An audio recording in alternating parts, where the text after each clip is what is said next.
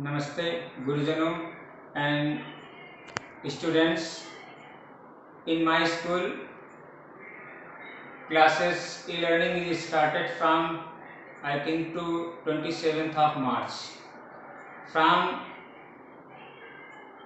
then I have making the videos of different chapters of electrostatics. It was explained. Here we are starting new unit, current electricity. इसके पहले जो chapter discuss किए गए थे वो थे electrostatic. Electrostatics means in electrostatic we discuss about the properties related to rest charge. Electrostatic में हम स्थिर चार्ज, रेस्ट चार्ज की प्रॉपर्टी के गुणों का अध्ययन करते हैं.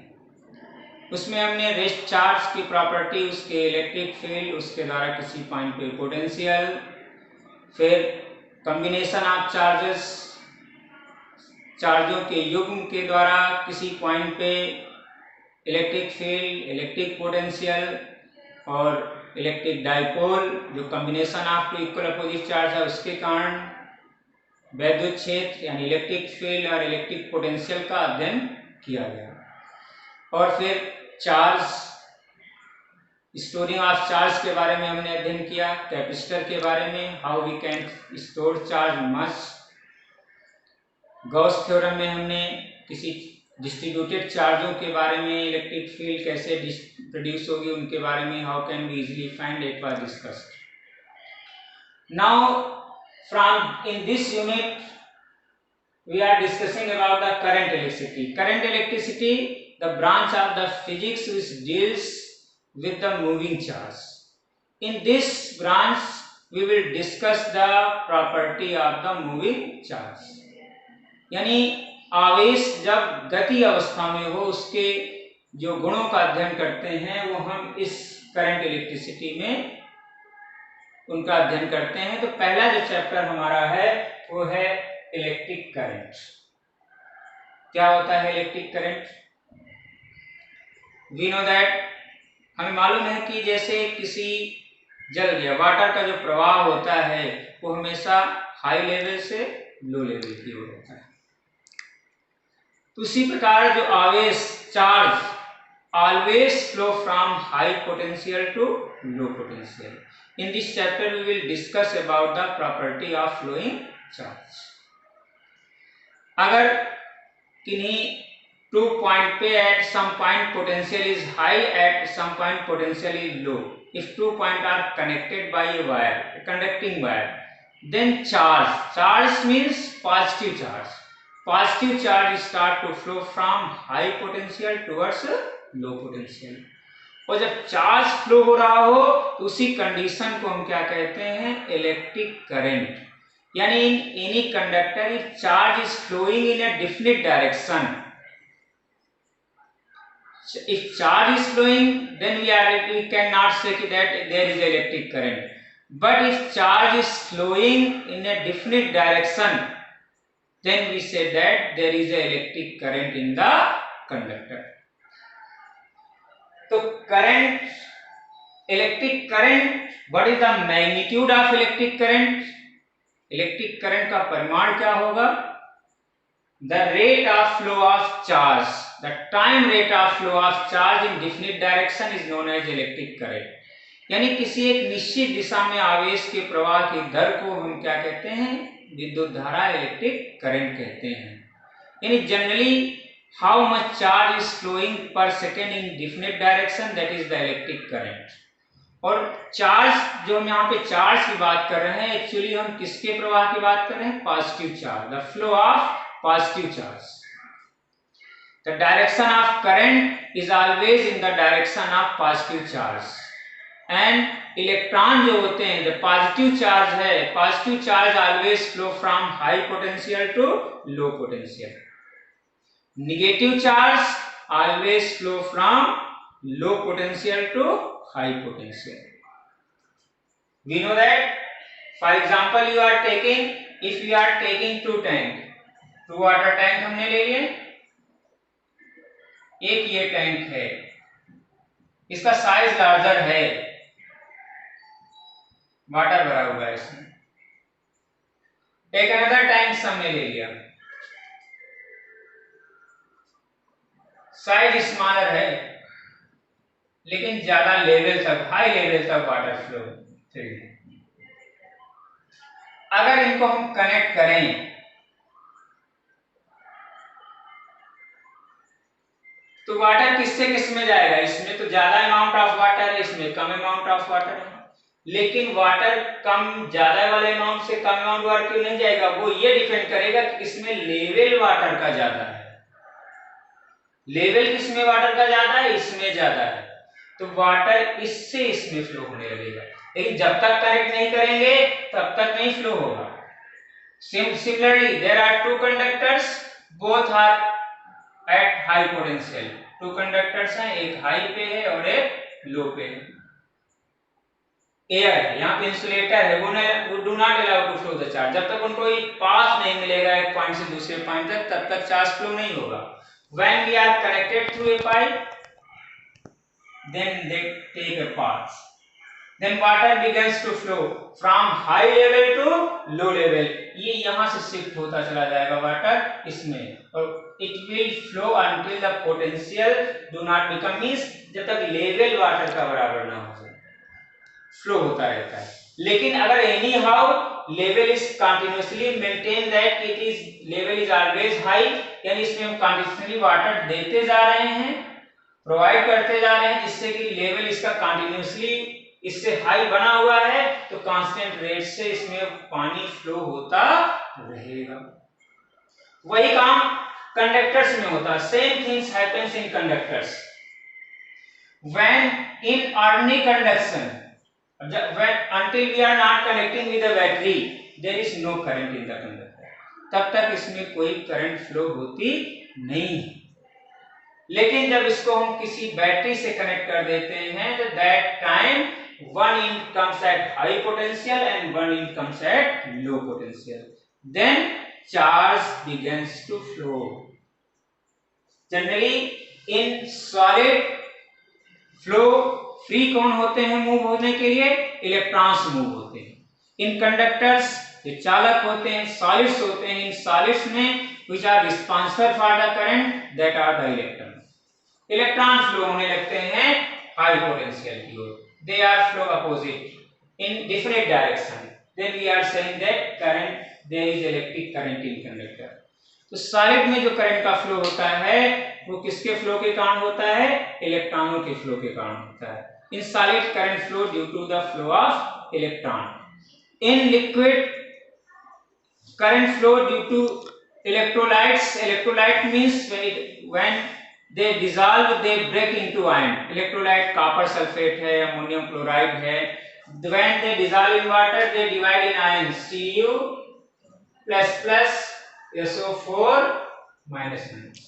Due to flow of ions, current flow in the liquid due to flow of ions. In gases generally they are the insulator, normally no current flow. लेकिन at very high, applied very high potential difference at very low pressure, pressure को बहुत लो कर दें, potential difference बहुत high कर दें electrode के बीच, तो इस गैसेस मीडियम में जो मॉलिक्यूल्स होते हैं वो आयनाइज हो जाते हैं, इलेक्ट्रॉन और आयन अलग अलग हो जाते हैं, तो इन आयन्स और इलेक्ट्रॉन के फ्लो होने से उसमें करंट फ्लो होने लगती है।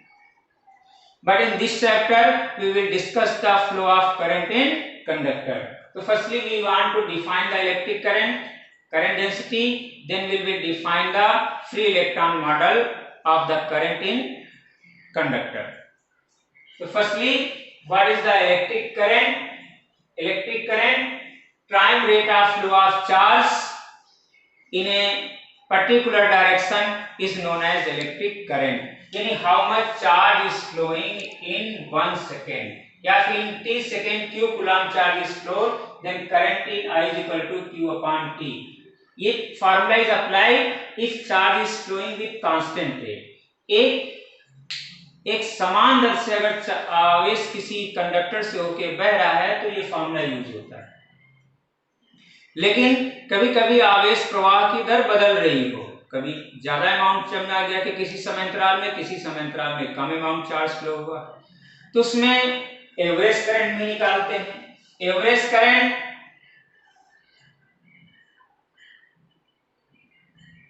Net flow of charge in definite time interval, एक पर्टिकुलर टाइम इंटरवल में फाइंड कर लेते हैं how much charge is flowing and that divided that amount of charge with that time interval, then we find the average current. अब एक और आती है, जब प्रवाह की दर एक जैसी ना हो चार्ज की, तो इसे एक धारा निकाली जाती है, तत्कालिक धारा, इंस्टेंटेनियस करंट। इंस्टेंटेनियस करंट यानी time interval is infinitely small, delta t tends to 0, यानी इस समय अंतराल को बहुत सूक्ष्म ले लें। If time interval is taken infinitely small, that instant what is the rate of flow of charge, what charge flowing per second, that is called the instantaneous current. Instantaneous current I is equal to dq by dt. This formula is applicable when current is changing. It will discuss in further chapters when we discuss the alternating current. In that case, current continuously, magnitude and direction continuously changing. For any instant, अगर you have to find the current, we use if q charge, the charge is flowing, that is the function of time. Sometime it is given in any question, if charge is given at any instant, charge flown through any conductor in t time is given t square plus 2t plus 3, this type of given, यानी with the time amount of charge flowing is goes on increasing या goes on decreasing, then we find the differential coefficient charge with the time that gives the current at that instant. यानी charge का differential coefficient कर लेते हैं time के respect में, फिर time की वो वैल्यू रख देती हैं जिस वक्त पे हमें करंट की वैल्यू फाइंड करनी होती है। यूनिट क्या होती है करंट की? बहुत आसान काम इसमें से है। वैसे तो करंट एक फंडामेंटल क्वांटिटी, इसकी अपनी यूनिट है, इसकी यूनिट होती है एम्पियर। कभी कोई एक रिलेशन भी आ जाता है इसमें करंट वो और कूलाम और टाइम में, तो unit of charge coulomb, time second है, coulomb per second is also equal to the ampere.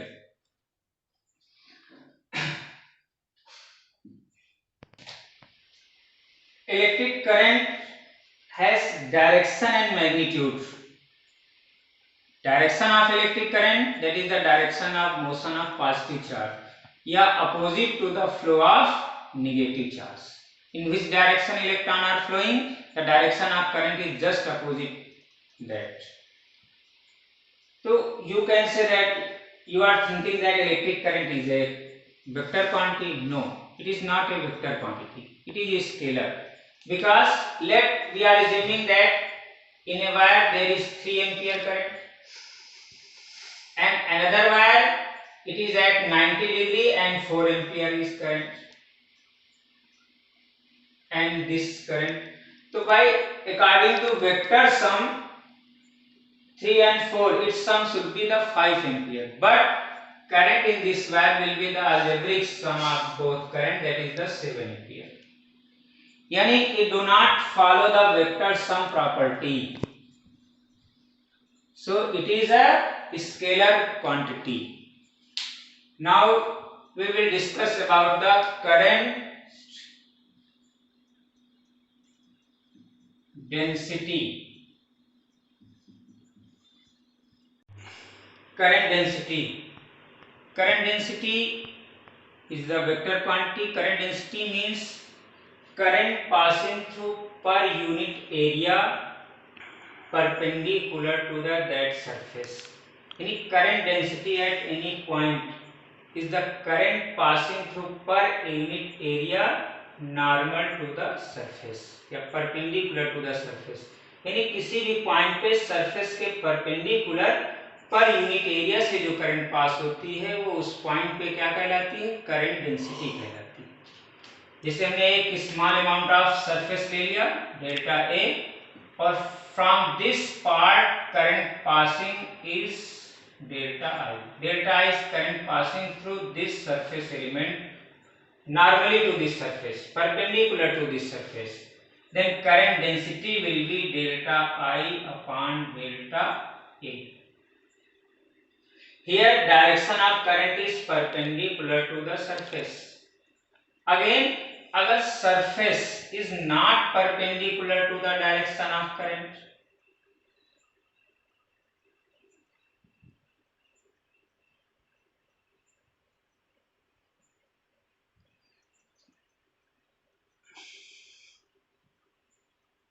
this is delta A. So we take the surface area of the surface which is perpendicular to the direction of current. Generally area is a vector quantity. Direction is normal perpendicular to the surface outward. For example, this area, direction of area of this cross section normally to this outward. So in this formula we will take the area vector which is parallel to the direction of current. Here direction of area normal to this, parallel to the surface. Here area vector will be in the direction of current. So here delta A. So we take a part of area which is perpendicular to the direction of current. If this angle is theta, the resolute part of delta as theta angle will be delta A cos theta. Another form also you can take. जैसे this area is A in vector form, अगर you are representing area by an arrow, तो this will be delta A. This angle is theta, so direction of current resolute part will be delta A cos theta, यानी which is parallel to the current. This time average current will be delta I upon delta A cos theta. Now delta I is equal to J into delta A cos theta. Actually this will be the average current density. Average का मतलब we are taking this whole part. At particular point, at any single point you have to find the current density, then we take a small part of area, यानी delta A tends to 0, very smaller. Then in current density at any point, at particular point,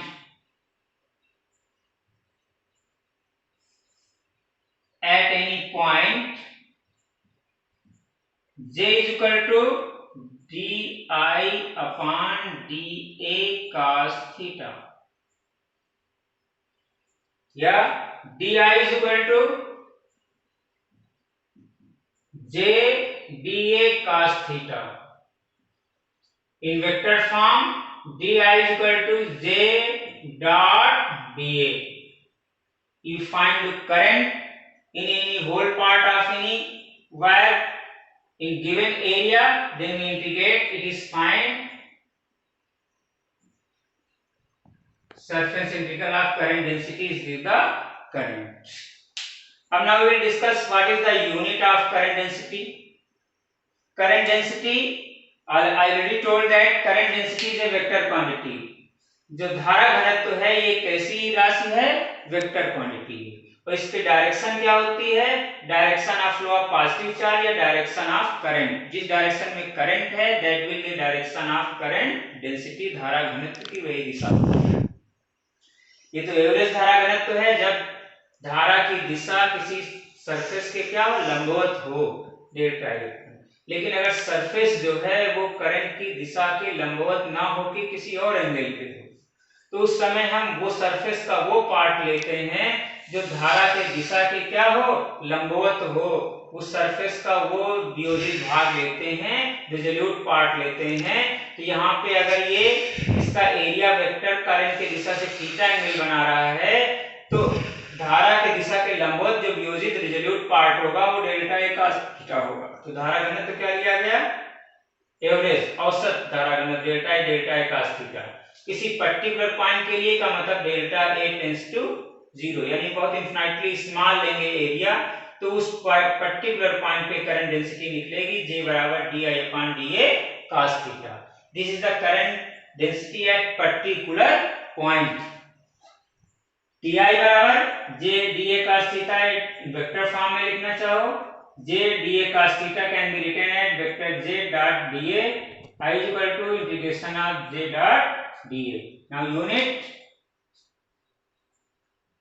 unit जो current density की होगी current upon area, current की unit ampere, it is metre square, ampere per metre square. Dimensional formula AL-2, this is the dimension formula of current density। now we'll discuss the free electron model of electric current। मुक्त electron model धारा का। हर atom चाहे metal का हो या non metal हो, it consist of electron, proton and neutron. Proton और neutron found in nucleus, electron revolve around the nucleus in different orbit. लेकिन मेटल्स में केस क्या होता है, जो इलेक्ट्रॉन आउटर मोस्ट में होते हैं ऑर्बिट में, वो न्यूक्लियस से बहुत वीक अट्रैक्शन फोर्स से बंधे हुए होते हैं।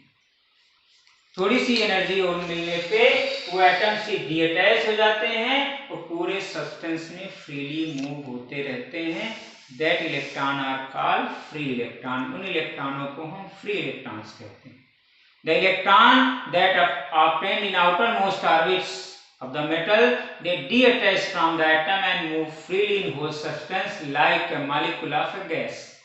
जैसे गैस के मॉलिक्यूल रैंडमली मूव होते रहते हैं, वैसे वो भी रैंडमली मूव होते रहते हैं। उनको हम मुक्त इलेक्ट्रॉन कहते हैं, फ्री इलेक्ट्रॉन्स कहते हैं। तो जब एटम से अलग होंगे तो एटम क्या हो जाएगा, आयन, एटम आयोनाइज्ड, यानी randomly they make the collision with the ion, और आयनों से वो टकराते रहते हैं। आयन है, इलेक्ट्रॉन रैंडमली इधर से इधर टकराया, इधर गया, उधर गया, रैंडमली इन ऑल डायरेक्शन में इसी के अंदर वो कोलिजन करते रहते हैं।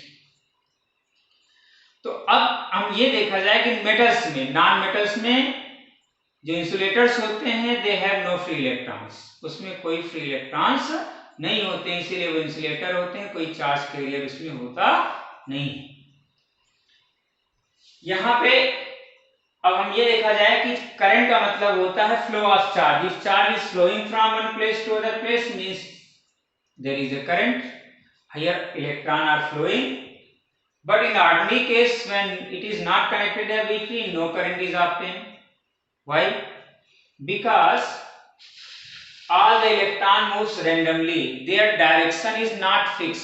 जितने भी इलेक्ट्रॉन इसमें मूव होते रहते हैं, उनकी कोई एक निश्चित दिशा नहीं होती है कि एक पर्टिकुलर दिशा में ही सारे इलेक्ट्रॉन घूमेंगे। कोई इलेक्ट्रॉन इस दिशा में जा रहा होता है, कोई इस दिशा में, कोई इस दिशा, रैंडमली हर डायरेक्शन में मूव होते रहते हैं। तो किसी एक निश्चित डायरेक्शन में, किसी एक पर्टिकुलर डायरेक्शन में net flow of charge is zero at any instant. किसी भी समय एक पर्टिकुलर डायरेक्शन में net flow of charge zero होता है। एक इलेक्ट्रॉन जितना चार्ज इधर ले जा रहा है, उतना दूसरा इलेक्ट्रॉन चार्ज इधर ले जा रहा है। तो एक पर्टिकुलर डायरेक्शन में नेट अमाउंट ऑफ जो चार्ज का फ्लो होता है वो जीरो होता है। या ये कह सकते हो कि एक पर्टिकुलर डायरेक्शन में द एवरेज वेलोसिटी ऑफ, जो थर्मल वेलोसिटी, उसमें वेग है इलेक्ट्रॉनों का, जिस वेग से ये गति करते रहते हैं, उसकी गति की जो ऑर्डर ऑफ मैग्नीट्यूड होता है वो अप्रॉक्स होता है 10⁵ मीटर पर सेकेंड की गति से लगभग ये गति करते रहते हैं। लेकिन किसी एक निश्चित दिशा में इनकी गति नहीं होती सभी इलेक्ट्रॉनों की। तो इनकी सभी इलेक्ट्रॉनों के उसमें वेग का जो औसत होता है वो जीरो होता है, जब तक उसमें पोटेंशियल डिफरेंस ना लगाया जाए। U1 U2 ये हमने इसमें वेग मान लिए, जब तक इसमें कोई पोटेंशियल डिफरेंस यानी विभवांतर इसके सिरों के बीच में ना लगाया जाए। तो इनकी वेलोसिटीज का जो एवरेज होता है, इनका सम कितना होता है, ये एवरेज अगर निकाला जाए तो वो जीरो होता है। अब इसमें से और कुछ टर्म बताने चाहते हैं। Free mean path, free path और रिलैक्सेशन टाइम की बात क्या होती है। तो जो इसके अंदर आयंस हैं, इन आयन से इलेक्ट्रॉन टकराते रहते हैं। यहां से एक आयन से टकरा के दूसरे आयन तक टकराने के बीच का जो पाथ होता है इसको फ्री पाथ कहते हैं। अगले से टकराएगा, फ्री पाथ ये कहलाएगा, ये फ्री पाथ। मान लीजिए ये पाथ की डिस्टेंस λ1 है, इसकी λ2 है, इसकी λ3 है, λ4 है। तो जितनी जो पाथ चल रहे हैं इन सभी पाथों का अगर एवरेज ले लिया जाए, औसत, तो उसको कहते हैं फ्री मीन पाथ। यानी अगर उसने लगातार 10 टक्कर किए, 10 टक्करों में चली गई संख्या और नंबर ऑफ टक्कर से तुमने डिवाइड किया, तो लगभग वो एक कोलिजन से दूसरे कोलिजन, एक संघर्ष से दूसरे संघर्ष के बीच में लगभग वो कितनी दूरी चला वो पाथ निकल आता है। उसको हम क्या कहते हैं? Free mean path. The average distance between two successive collision is called free mean path. Another होता है रिलैक्सेशन टाइम। रिलैक्सेशन टाइम भी वही, एक कोलिजन से दूसरे कोलिजन के बीच का जो टाइम इंटरवल है वो रिलैक्सेशन, और सभी कोलिजन के बीच में लगे टाइमों का जो एवरेज ले लिया जाए वो एवरेज रिलैक्सेशन टाइम कहलाता है। अब हम डिस्कस करेंगे कि what happen when potential difference is applied across the end of current about the drift velocity क्या होती है। अभी हमने थर्मल वेलोसिटी की बात की थी, जब तक पोटेंशियल डिफरेंस नहीं अप्लाइड करते हैं तब तक हर इलेक्ट्रॉन रैंडमली इधर उधर मूव करते रहते हैं। They do not move in a fixed direction, they move randomly in whole substance. तो net flow of the charge in any particular direction is zero when potential difference is applied across the end of conductor. Battery जोड़ दी गई, ions होंगे, potential difference applied किया तो एक electric field develop हो जाता है V/L, पोटेंशियल ग्रेडियंट, लेंथ मान लीजिए इसकी L है। Electric field means force on unit charge. Electric field provide a force on electron. Minus sign क्योंकि force on electron is opposite to electric field. जो इलेक्ट्रॉनों पे फोर्स लगता है वो हमेशा इलेक्ट्रिक फील्ड के अपोजिट लगता है। अगर इलेक्ट्रिक फील्ड इस डायरेक्शन में है तो इलेक्ट्रॉनों में फोर्स इसके अपोजिट डायरेक्शन में लगेगा। अब फोर्स लगेगा तो एक्सेलरेशन होगा, mass of electron minus E into E, minus E into E upon m, this will be acceleration. Due to this acceleration its velocity increases. As increases it make the collision and they lost the velocity. जैसे collision होता है अपनी velocity को खो देते हैं और direction भी समवॉट चेंज हो जाती है, इधर आ गए। लेकिन कंटिन्यूअसली फोर्स लगता रहता है तो ये कुछ ना कुछ इसकी वेलोसिटी इधर की ओर एक्सेलरेट होती रहती है, इसका डायरेक्शन इधर की ओर चलता रहता है और फिर भी ये आयनों से टकराते रहते हैं और जितनी वेलोसिटी गेन होती है फिर लॉस कर देते हैं। फिर थोड़ा डायरेक्शन चेंज होता है, फिर ये टकराते हैं, फिर वेलोसिटी, फिर एक्सेलरेशन तो रहता है, देन फिर वेलोसिटी इंक्रीज होती है और फिर अगले से टकरा के कोलिजन करते हैं, फिर वेलोसिटी लॉस कर देते हैं।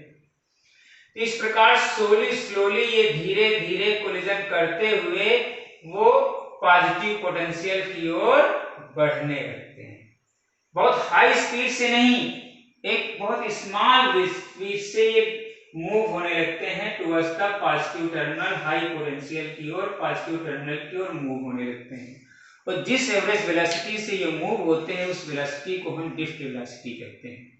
एक लाइन में अगर ड्रिफ्ट वेलोसिटी को डिफाइन करना चाहो तो ये कह सकते हो the average velocity of electron when potential difference is applied across the end of conductor, they move towards positive potential is called the drift velocity. The average velocity of electron towards positive potential on applying potential difference across the end of conductor is called drift velocity. यानी जिस small velocity से ये चलते हैं, कब? On applying potential difference किधर की ओर? Towards positive terminal, that velocity is called drift velocity. उसको हम ड्रिफ्ट वेलोसिटी कहते हैं। ये बहुत एक्सेलरेटेड मोशन से तो नहीं चलते हैं, क्योंकि जैसे एक्सेलरेट होने का प्रयास करते हैं वो अपनी वेलोसिटी को खोते रहते हैं। कोलिजन के द्वारा, लेकिन फोर्स कंटिन्यूअसली लगता रहता है तो धीरे धीरे इनका इधर की ओर एक्सेलरेशन रहता है, तो कुछ ना कुछ वेलोसिटी इधर की ओर धीरे धीरे इसका इंक्रीमेंट होता रहता है, धीरे धीरे इस स्मॉल वेलोसिटी से पॉजिटिव टर्मिनल की ओर वो मूव होते रहते हैं। तो अगर लॉन्ग फॉर्म में डिफाइन करना चाहो कि when potential difference is applied then an electric field is induced inside the conductor due to which force act on the electron towards positive terminal, they accelerated, but due to the collision they lost their velocity. This phenomena is continuous, so they, in spite of accelerated motion, they will move with a small velocity towards positive terminal. So that velocity is called the drift velocity. अब हम इसका निकालेंगे कि किस average velocity से ये इसकी ओर जाएंगे, पॉजिटिव टर्मिनल की ओर मूव होंगे। तो सभी इलेक्ट्रॉनों की हम क्या निकालेंगे, एवरेज वेलोसिटी निकालेंगे। तो मान लीजिए let an electron use initial thermal velocity is u1, acceleration is a and relaxation time is τ1।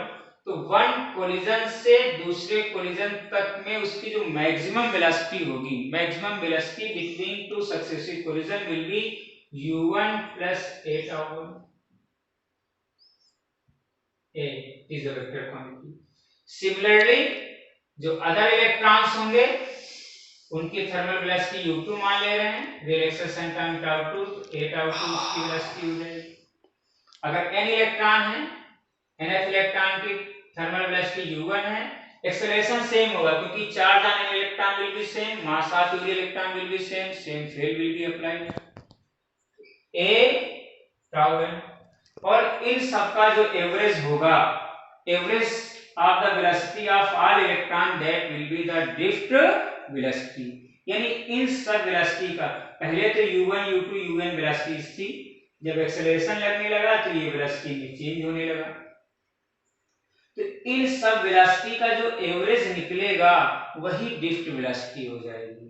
यानी drift velocity is equal to u1 plus a τ1 u2 plus a τ2